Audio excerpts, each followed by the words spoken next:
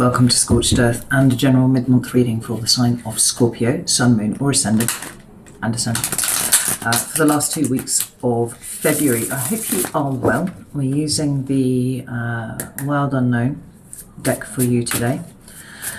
If you haven't seen these before, I do them slightly differently to the main monthly reading in so much as we are looking for the lesson. It's an exercise in perspective, right? So I believe that there is wisdom or a lesson contained in every experience and interaction that we have, and sometimes we're just not able to see it because we're too close to the situation. You know, we get bogged down in the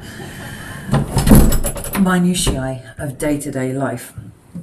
And as an exercise in perspective, I think that it's quite useful to be able to pull back from that sometimes and have a look and see, A, what energy we are in at the moment, like what are we feeling, what are we experiencing, and then B, looking at why we are feeling like that, why we are experiencing that. Like hindsight is 2020, and you know, in a year, 2 years, 5 years, perhaps you can see the point of where you were and why it was challenging and all that sort of thing, but we can rarely see it when we're in it.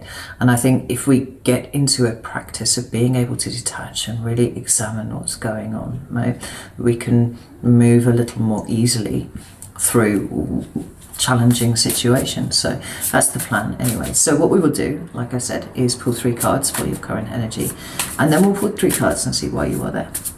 Sometimes it's teaching you something about yourself. Sometimes it's clearing the way for something new to come in.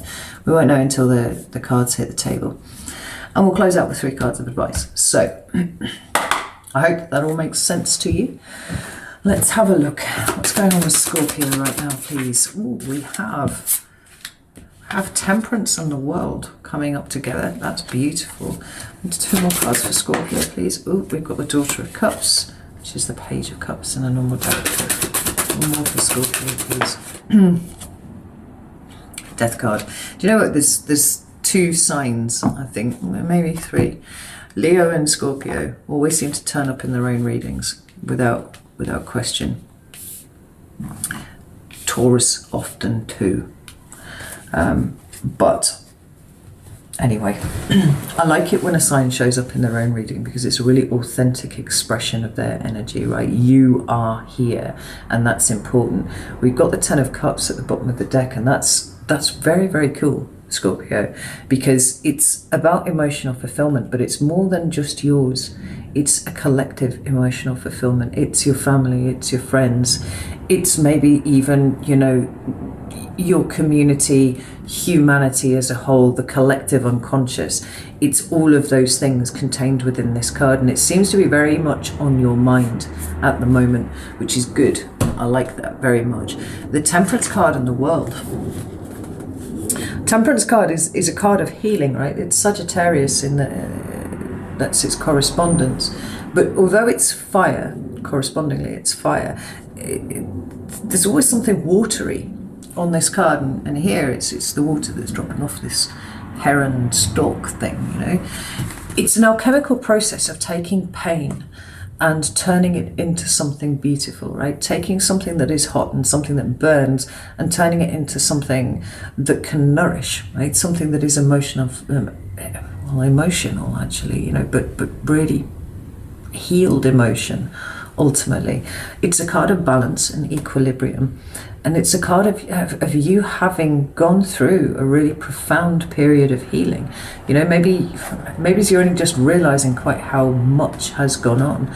But I love the fact that it's come up here with the World card, because we've got all of those colors that are in this chevron behind this stalk heron thing, and we've got them replicated around the world. I don't know if the camera's picking it up terribly well, but the World card is completion.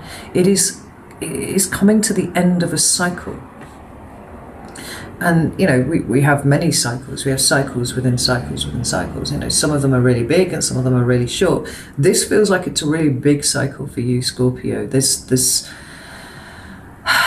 It's often a card of celebration because it's kind of like you're graduating from one thing and getting ready to go on to the next. The card that would come after the World is the Fool. There's the start of your new cycle, right? And it feels like you've kind of been tying up loose ends with your healing, with your recovery, with what you have learned about yourself, and correspondingly about the world and about other people, and maybe even about collective unconscious and stuff like that, right? The embodiment of what you heal in yourself, you heal in the collective at the moment, because I feel like you're turning outwards. You're looking outwards now to the community rather than inwards, which is what you have been doing for a long time. We've got the Page of Cups coming out next, and that does talk about an emotional redirection of sorts. You know, sometimes it can be an apology. It can talk about forgiveness and compassion, you know, particularly where they are first undertaken by ourselves toward ourselves, but then latterly how we choose to turn that outwards too, and we forgive other people and we are compassionate to other people because we understand how much people project, right? That's a huge thing. And then maybe you've understood how much you've projected over the years as well. You know, it's a two-way street, you know. But it's here with the Death card. Now, quite aside from the fact that it's Scorpio and the fact that it is, you know, a really authentic expression of your energy being here, it is also a card of profound transformation. It seems to me like you are, the word I'm hearing is transcending. You're transcending something. I don't think it's 3D existence altogether. You're not about to shimmer out of existence and, you know, just be energy or anything like that, but there is a lightening of the load that I am feeling here with you, Scorpio. It is not being afraid of your light anymore. And the funny thing is, it's like it's you that's created this light. You know, out of the darkness now is coming light, and it's all still pure Scorpio. You know, you've not lost anything. You've not lost any part of who you are by embracing your light. It's understanding that the light and the dark need to sit in balance with each other, and for too long it's been that way round, like the darkness has been weighing you down, and it's like, no. And part of what makes you so very good at understanding people, being able to read people and read emotions and read understandings, is because you have experienced so much of what isn't often looked at by other people, but you've faced it all. And here you are, transcending, becoming lighter. It's wonderful. Let's have a look and see what I mean. Like, do we need to know why you're in this energy? We're going to look at it anyway, right? Let's get some perspective on this. Why is Scorpio here like this? So we have the Seven of Swords in reverse. There it is. We have the Justice card in reverse, and I think that that's very interesting. And we've got the High Priestess. That's beautiful. Page of Swords at the bottom of the deck, indicating that new way of thinking about things. It's a mental expansion of swords, right? We've got the Seven of Swords. Now, this way round, it talks about treachery and deceit. It talks about sometimes the way that we we misrepresent things to ourselves, to other people, right? It can sometimes be the ways that we deceive ourselves. It's quite often for me, actually, the ways that we deceive ourselves. But it's showing up this way for you, which means that you're not deceiving yourself about anything anymore. And a huge part of that is knowing that sometimes things feel unjust, like shit things happen to good people. But there's, with, you know, in the spirit of this sort of transcendent state that you seem to be in here at the moment, it is understanding that that is no reflection on the person whatsoever. And in some ways, that can be a gift, because although we would not wish upon anyone else the shitty things that we've experienced, we have come through it, and we have healed, and we are wise. And would you change it necessarily? I mean, well, obviously you would probably change it, right? But maybe you wouldn't, because where you are right now is entirely dependent on everything that you've experienced up until this point. And I think that there's an intrinsic understanding of that here for you, Scorpio. The last card on this particular row is the High Priestess. This is a card of great wisdom. it doesn't necessarily mean that you need to start telling everybody about what's happened to you, but there's a sense of seeing it now, seeing the point of it, understanding why you have suffered, and being grateful, in fact, for the wisdom that it has brought for you, the way that your character has developed off the back of it. You know, the empowerment that comes from healing yourself from situations that other people caused is incredible. And there's a piece about you here, Scorpio, that feels